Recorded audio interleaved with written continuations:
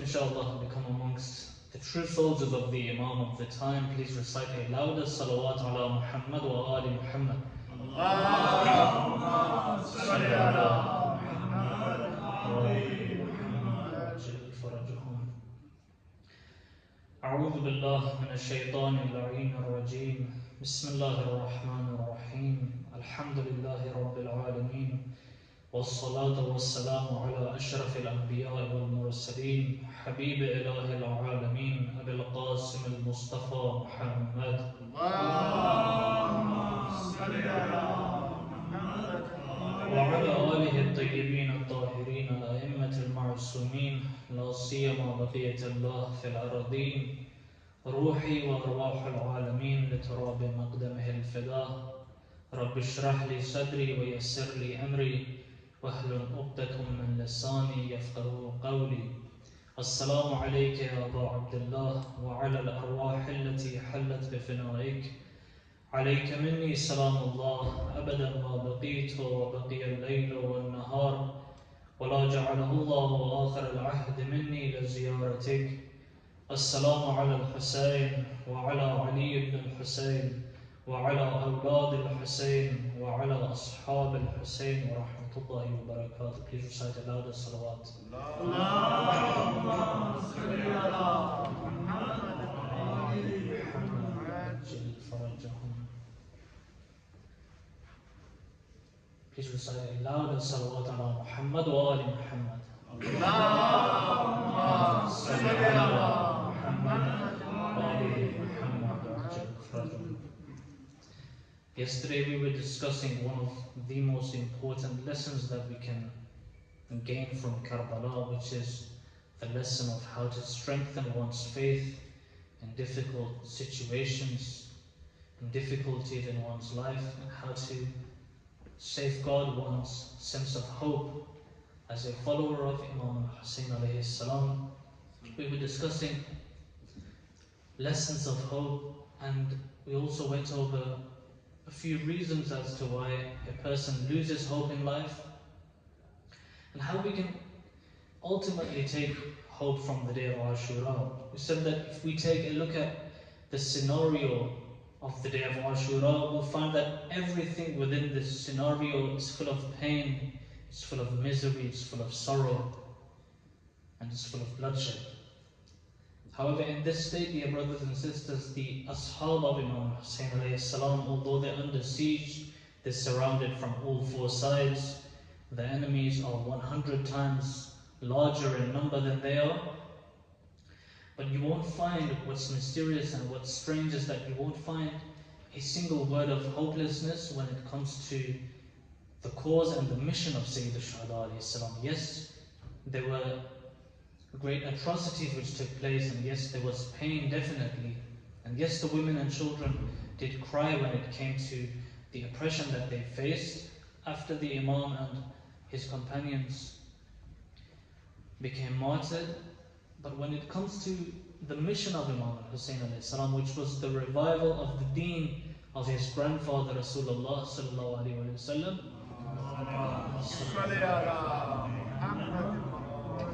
you won't find a single speck of hopelessness, and this is what's amazing. When Imam Hussain alayhi salam says, "Mithli la yubayi'u mithlah," that someone like me can never ever accept someone like him, he doesn't say that I, Hussain, will not accept directly Yazid. Well, the Imam Hussain alayhi salam leaves a whole channel. He makes it more universal. It's more of a universal message. And we said that these words rested upon the hearts of those women and children, that mithli la yubayi'u mithlah. Even if I'm to face every single difficulty, I won't lose hope when it comes to the mission of Imam Hussain alayhi salam.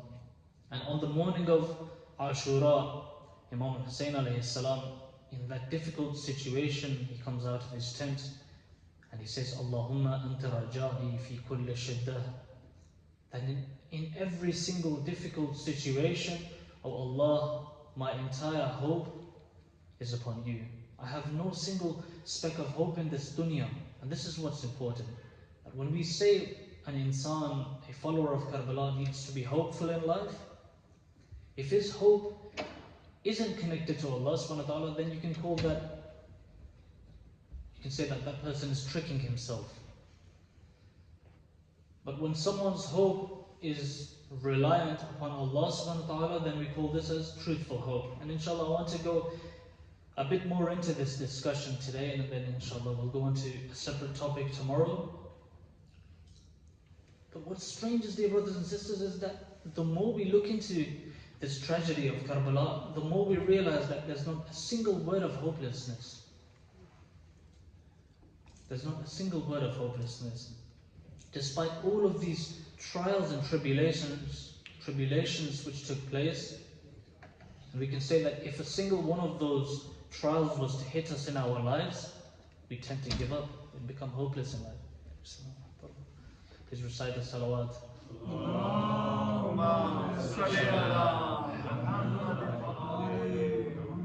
But in this difficult situation, Imam Hussain alayhi salam is giving words of hope.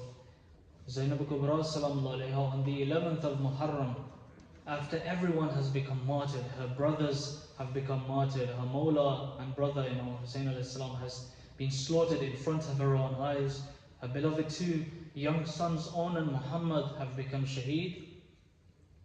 What does she say on the day of Ashura when she reaches the slaughtered body, blessed body of her brother Imam Hussain alayhi salam? Allahumma taqabbal hadha al-qurban. O Allah, accept this sacrifice of mine and take from me until you are pleased. So what does this mean? This means that Bibi Zainab salam alayha, she's hopeful in a greater promise. The promise of Allah subhanahu wa ta'ala. The promise that Allah subhanahu wa ta'ala writes in the Quran for those who are steadfast upon His deen, those who make sacrifices for His religion, those who endure pain for His cause. And so, dear brothers and sisters, this belief and hope is really important.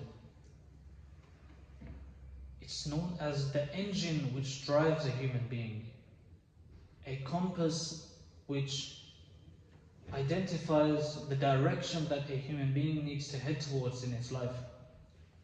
And if this changes to hopelessness, then that flame which carries a human being is gradually put out, and that human being eventually results in self-decline.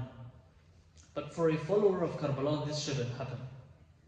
And I want us to reflect a bit on the Quran, a few verses of the Quran, again, which is highly beneficial for us. We should always go back to this divine book of Allah subhanahu wa ta'ala, which is a reminder for us. Every single issue that we want to speak about, we can find references of that in the Holy Quran. So Allah subhanahu wa ta'ala mentions in Surah Hud, verses 10 and 11, 4 different states that a human being goes through during his life. One is hopelessness, when an insan becomes hopeless, he loses hope. The second is ungratefulness, when he becomes ungrateful to Allah. The third is becoming excessively happy, becoming happy for no reason. And the fourth is arrogance, takabbur, when a person becomes arrogant. And these verses are really interesting. Allah subhanahu wa ta'ala states, Bismillah ar-Rahman ar-Rahim, وَلَئِنْ أَزَقْنَا الْإِنسَانَ مِنَّا رَحْمَةً, that when we gift mankind with an opportunity or a gift, a blessing, ثُمَّ نَزَعْنَاهَا مِنْهِ, and then we decide to take it back. For example, a person is facing, or a person is very wealthy, and suddenly he's facing financial debts, he's at financial loss. For example, someone who's really fit and healthy, he's worked on his body, then suddenly, God forbid, he faces cancer, he's hospitalized for months and months on end. It's very frustrating. At this point, that person can lose hope and he can lose faith in Allah subhanahu wa ta'ala if his faith and hope isn't strong. Then Allah subhanahu wa ta'ala mentions about this person that when although we've gifted him with something to begin with, for example health, we've gifted him with beautiful children, we've gifted him with, let's say, a materialistic thing, for example a house, it's not a bad thing, It's not a bad example. Someone's been gifted with, for example, a mansion, and then we decide to take it back from him. Allah subhanahu wa ta'ala mentions about this person, إِنَّهُ لَيَئُوسٌ كَفُورٌ. Ya'us means he becomes hopeless, and kafur over here means that he becomes ungrateful. He starts to blame Allah. For example, he is hospitalized after having good health. He starts blaming Allah. He becomes hopeless in the cause of Allah. He says, "Oh Allah, why did you do this to me? Why am I in this situation that I'm in?" Forgetting the fact that Allah subhanahu wa ta'ala is the one who initially provided him with that health. Allah is the one who initially provided him with that wealth.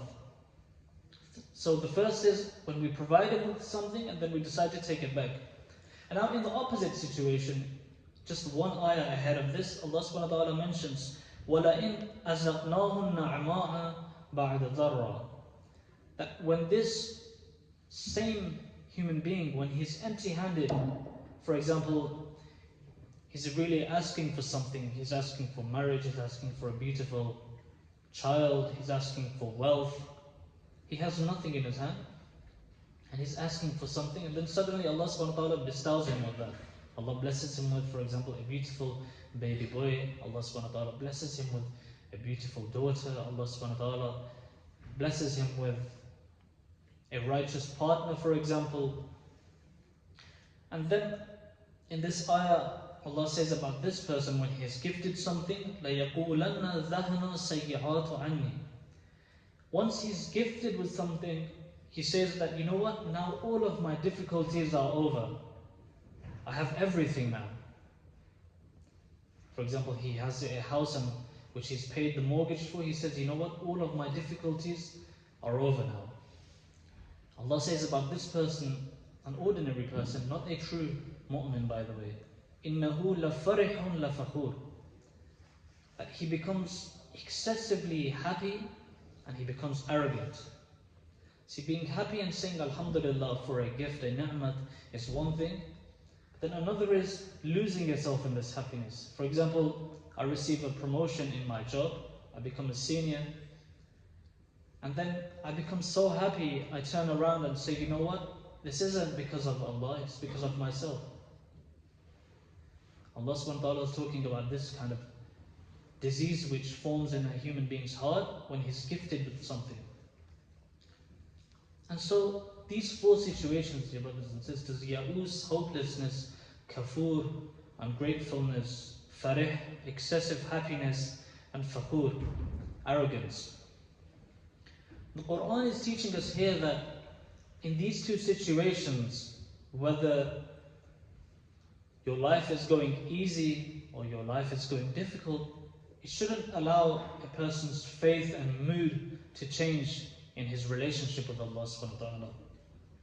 Because if he becomes like this, the only person who's going to be at loss is himself, not anyone else. Why? Because at the end of the day, this dunya, it's designed for divine trials and tests. And if a person, if he faces any difficulty and he starts to complain, the only person who's going to be at loss is himself. Amir al-Mu'mineen Ali ibn Abi Talib alayhi salatu wasalam.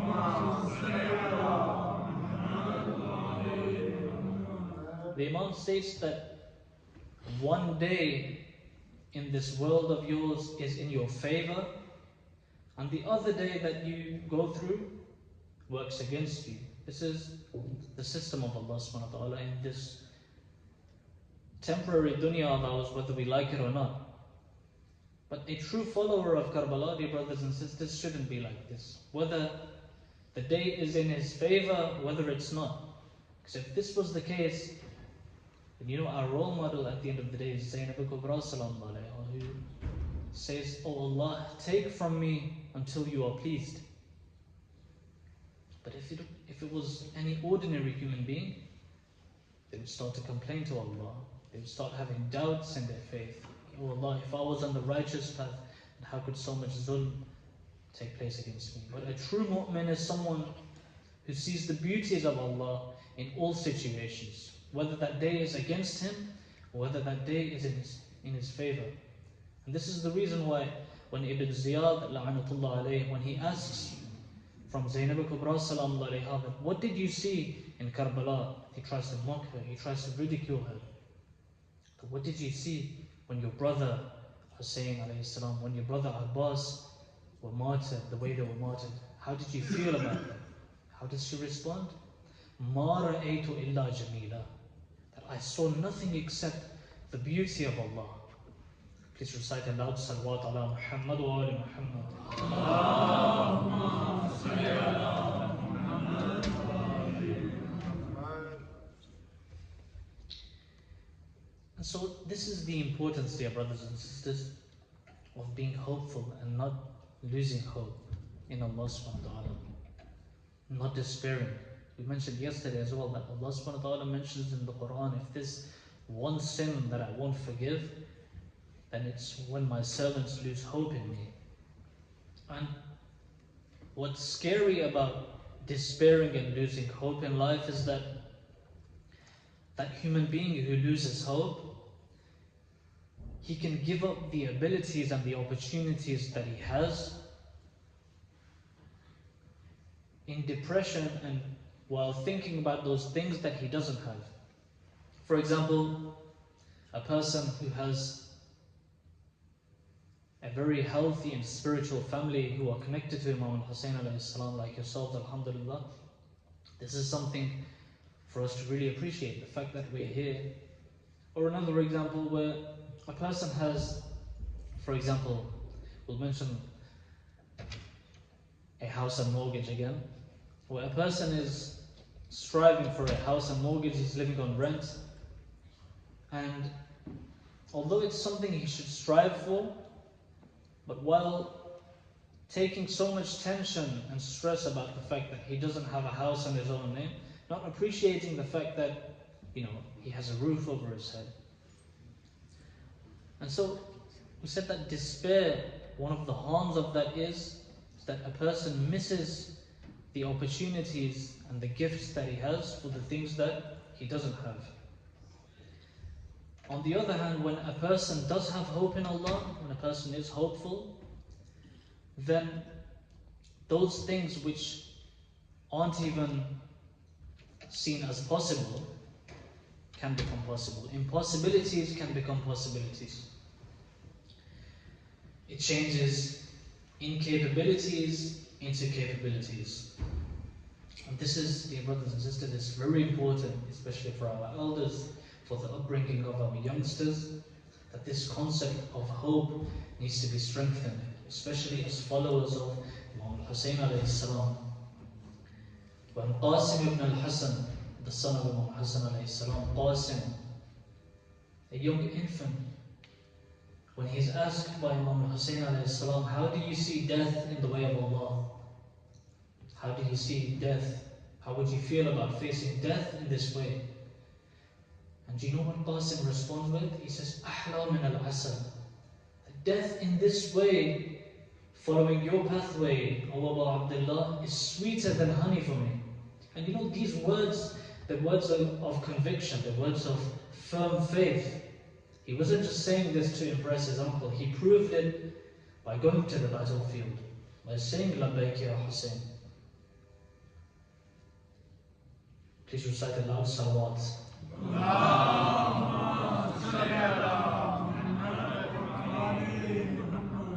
Now, we have two types of hopes, dear brothers and sisters. One is a truthful hope, which is known as raja in Arabic. And the other is false hope, a hope based upon falsehood. For example, you're near a river, and someone tells you that if you want to quench your thirst, there's a river ahead of you, and then you go forward, you find this river. It's based upon reality. This is, for example, a truthful hope. The second is, you're in the midst of, for example, the Sahara Desert, and someone tells you that there's a river ahead of you, and you travel miles and miles upon end, and you don't find that river. This is a false hope. And according to the Quran, this is something that the shaitan uses, a false hope. In Arabic it's known as umniya. The Quran states that the shaitan uses لَأُمْنِيَنَّهُمْ, that he deceives mankind by showing them that this dunya, this temporary dunya, is everlasting. This is something that the shaitan uses. So something we should be cautious of, dear brothers and sisters, is differentiating between truthful hope and false hope. Please recite it loud, salawat.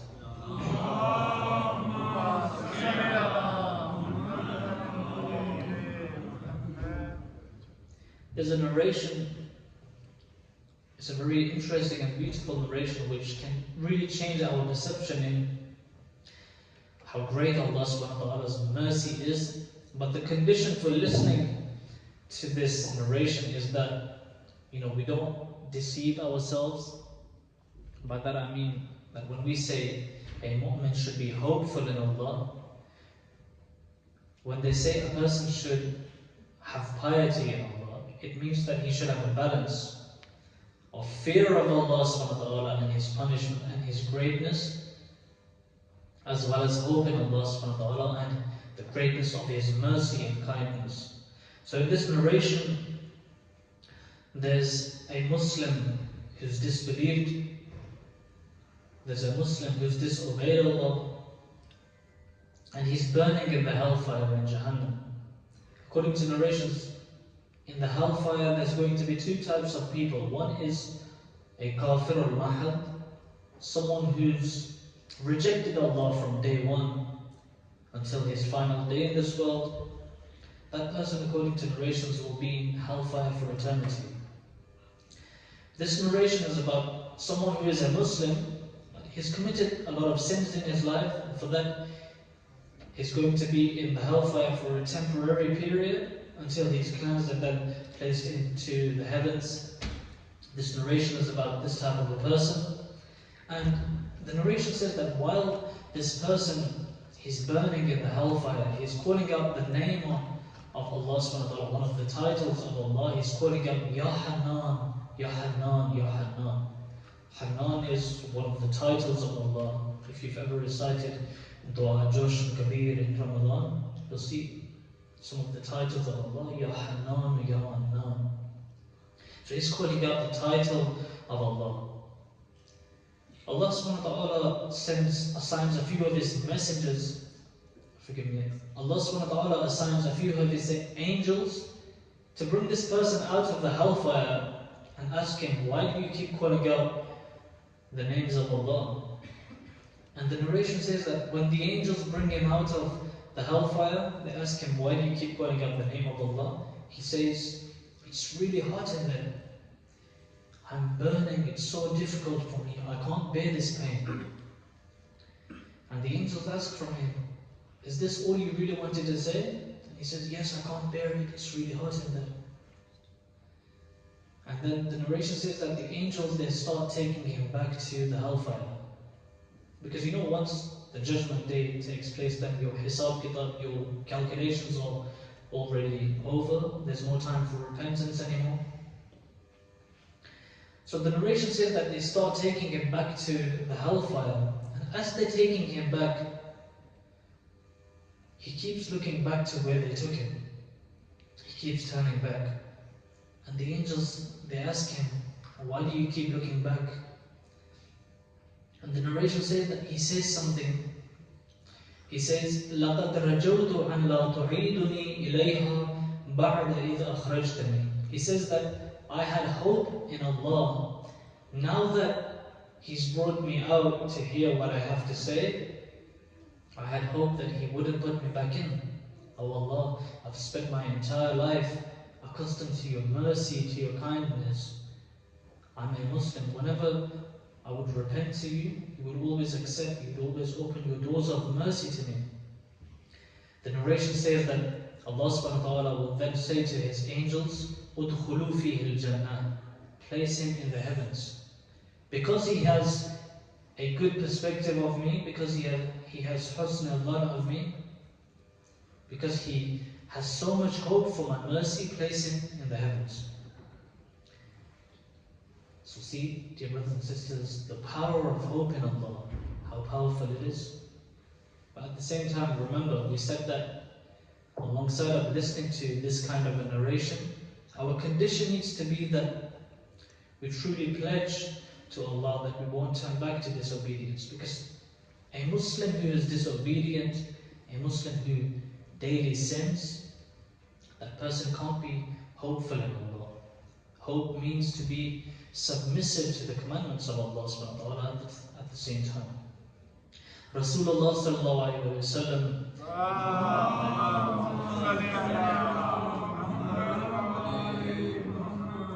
in a narration, he's sitting down in the masjid, and a person randomly is walking by, and he asks him a question out of the blue. He says, Ya Rasulullah, Man yali hisab al-khalq yawm al-qiyamah?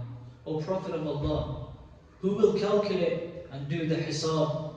Who will distinguish who goes to hell and who goes to the heavens on the day of Qiyamah? Who will judge for us?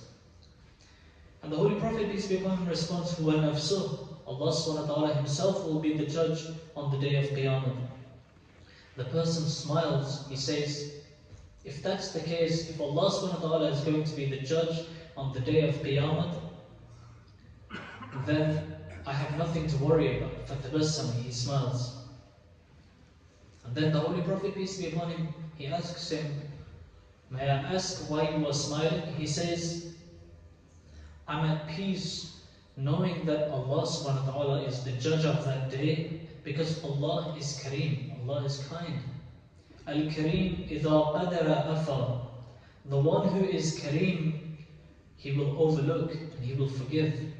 Wa idha hasaba sahafa. Even if he is to judge over a few of my mistakes, when he judges, he isn't too harsh. The narration says that the Holy Prophet, peace be upon him, his eyes are filled with tears. He says, not only is Allah Kareem, rather he is Akramul Akramin. He's the kindest of all those who are kind. Please recite a loud salawat.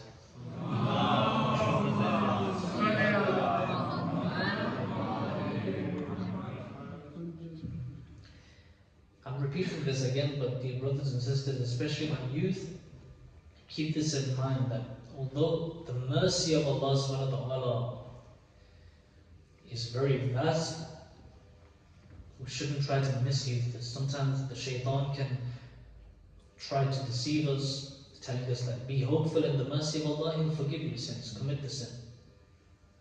No, this isn't how it should be. A true mu'min is someone who is submissive and fearful of the commandment, fearful of the punishment and the presence of Allah, and obeys Allah and His laws and commands. In light of this reminder, there's a narration where a group of people come to Imam Sadiq alayhi salam.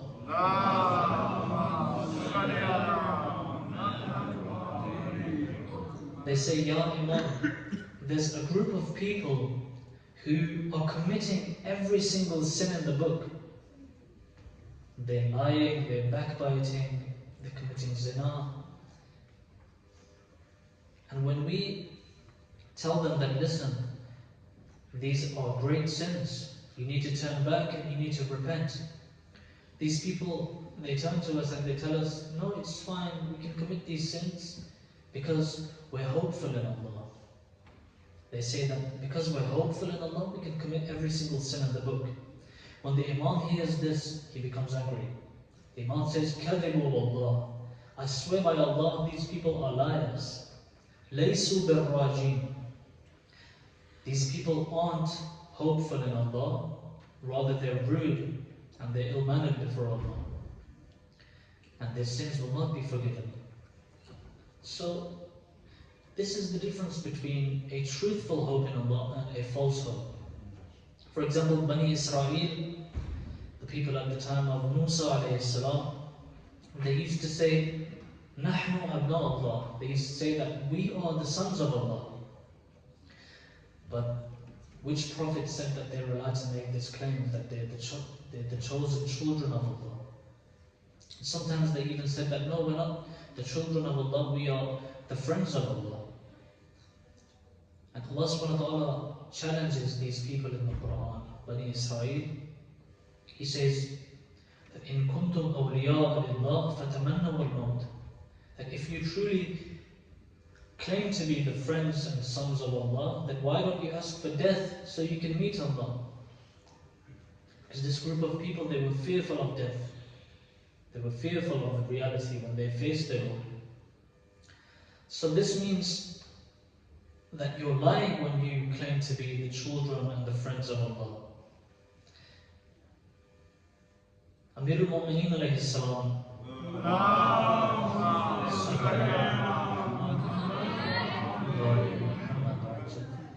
please recite a louder salawat.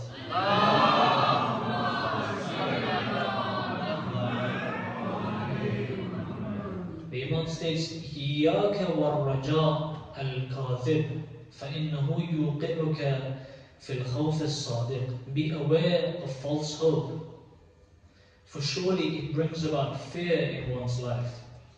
When a person's hope is based upon falsehood, they might call themselves hopeful, but because it's based upon falsehood, they'll become fearful, they'll become full of anxiety.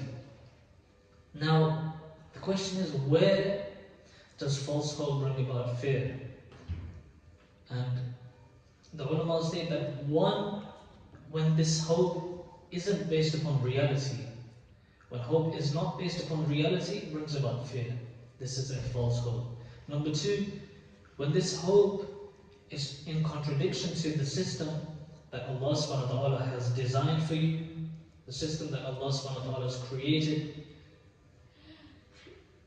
Number three, hope, dear brothers and sisters, has to be based upon the efforts that we put into it.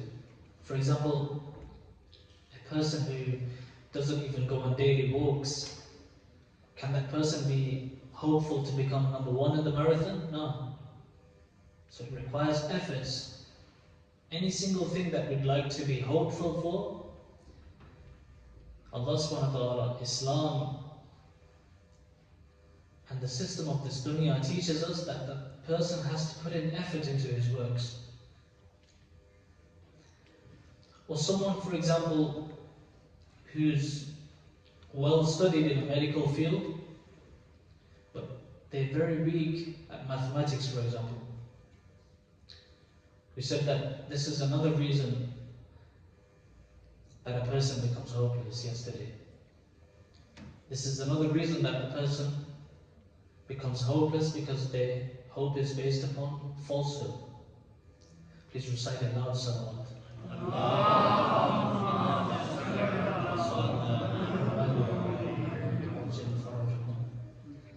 Imam Hussain alayhi salam, on his way to Karbala, most of us haven't heard this narration where one of his younger brothers by the name of Umar al-Atraf, he comes to the Imam, he meets him on the way. He says, Ya Abu Abdullah, there's something that I want to say to you. He says, Haddathani akhuka al-Hasan, that our brother Imam al-Hasan alayhi salam told me something before he was shaheed, before he left this world. Fabaka, before he's about to say it, he breaks down, he starts crying. Just imagine, it's the youngest son of Amir al-Mu'mineen. He's in his teenage, he's a teenage young kid. The Imam embraces him. The Imam starts consoling him. The Imam asks, why are you crying? He says, did Imam al-Hasan alayhi salam say that I'm going to be martyred in Karbala? Is that what he said? Is this why you're crying? And his young brother, he's still crying, he's crying and crying. He says that, yes, Imam Hassan alayhi salam told me that you'll become shaheed in Karbala. And the Imam responds, he says, listen, let me tell you what our father Amir al-Mu'mineen alayhi salam told me. He says, حدثني أبي عن رسول الله, that our father Amir al-Mu'mineen alayhi salam told me that the Holy Prophet, peace be upon him, told him about not only my shahadat, but the shahadat of Amir al-Mu'mineen as well. So the Imam's trying to tell him that, listen, this is already something that I know. The Imam continues, he says, وَأَنَّ تُرْبَتِي بِقُرْبِ تُرْبَتِهِ, that my father Amir al-Mu'mineen also told me that my shrine won't be too far from his, as you all know, Najaf isn't too far from Karbala. And then this young brother of Imam Hussain alayhi salam, he starts crying again. He says, "Oh brother, Ya Aba Abdullah, if you know all of this, then don't go to Iraq, don't go to Karbala if you know all of this.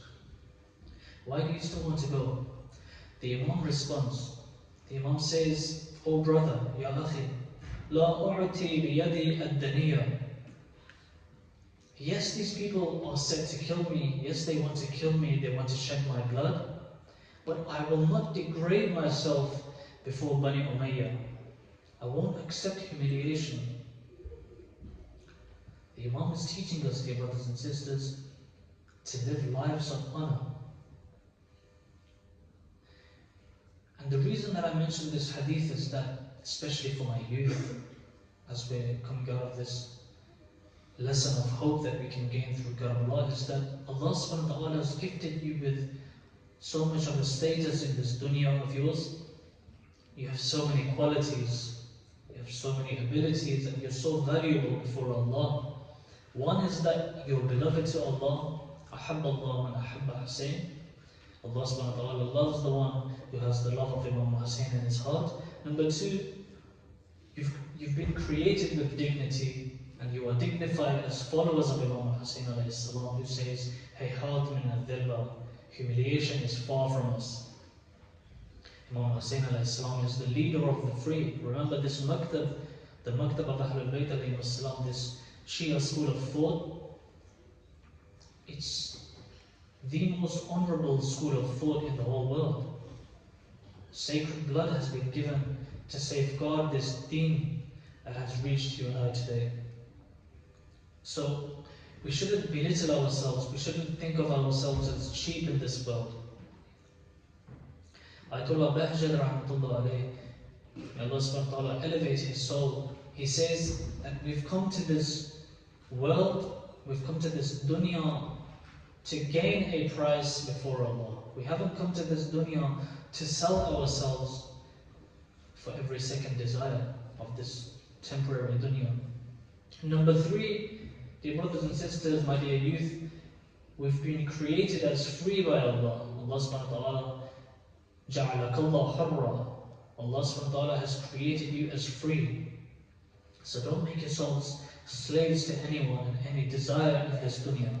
Number four, Khalifatullah. Allah subhanahu wa ta'ala has classed you insan as his representative on this earth. Number five, Allah has created this whole world at your disposal.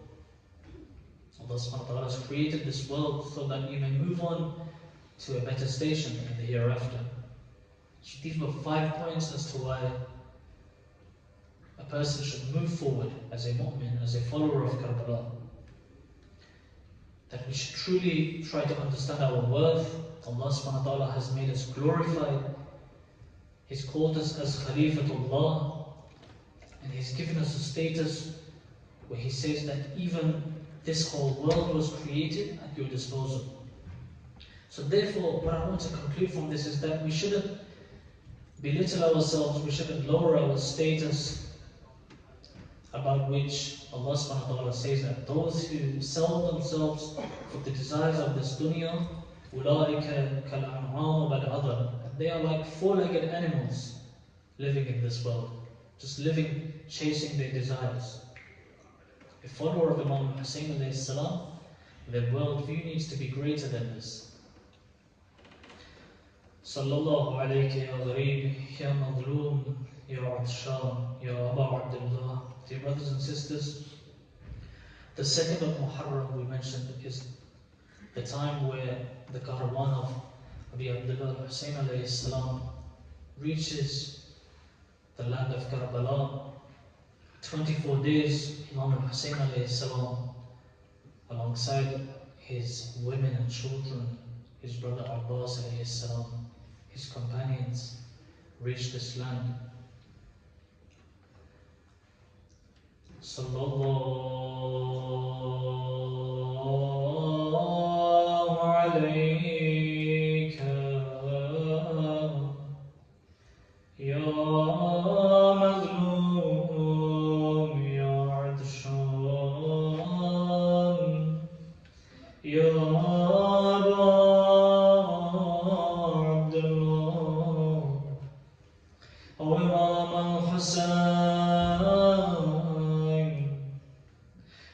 will you call us to Karbala so that we can send our salams upon you? O Imam Hussain, how difficult was it for you to enter this land? The army of Hur blocks the way of Imam al-Hussain. The Imam wants to go into Kufa. He says, "You're not allowed." The Imam says, "So let me return to Medina." The army of Yazid say, "You're not allowed to reach Medina." So the Imam leads his army into a desert by the name of Nainawa. This land holds a specialty. Even the prophets and messengers who passed this land cried and shedded tears. O mu'minin, Nabi Adam alayhi salam cried. Ibrahim alayhi salam cried when he reaches this land. Nabi Ibrahim was passing through this land on a horse, and the foot of his horse gets trapped into a ditch. Ibrahim falls from his horse. His forehead hits the ground onto a stone. The forehead of Ibrahim starts to bleed. Ibrahim looks up to the sky. He calls out, "Ya Allah, did your messenger Ibrahim do something wrong?" Allah subhanahu wa ta'ala says, "O Ibrahim, you did nothing wrong. But this land that you're passing through is where your beloved grandson Hussein will be slaughtered one day. Oh my Maulana Hussein, ever since we've arrived into this land, my heart isn't at rest," says his sister Zainab. The angels are even crying as to, "Why, O Abu Abdullah, have you stopped in this land? What is the name of this place?" The natives mentioned a few names it had been given.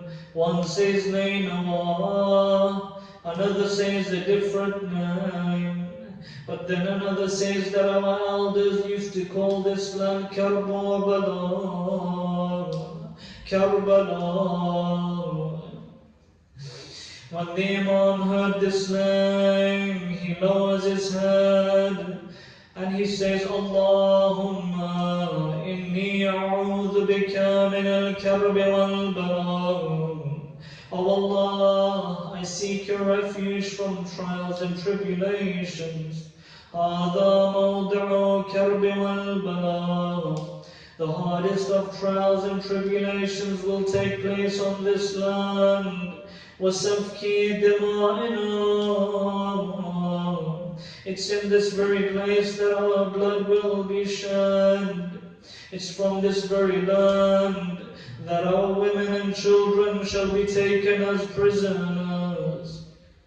O Hussein, I hope Ruqayya, I hope Sakina didn't hear these words. Ever since we've come to this place, Ali Asghar keeps on crying. A few moments later, Zainab, the sister of Hussein, comes to the Imam and she asks him, "Oh my dear Imam, what is this place? Why do you ask, oh my beloved sister Zainab?" She says, "Since we've entered this land, I don't feel easy. All the sorrows of the world have hit my heart since we've entered this land.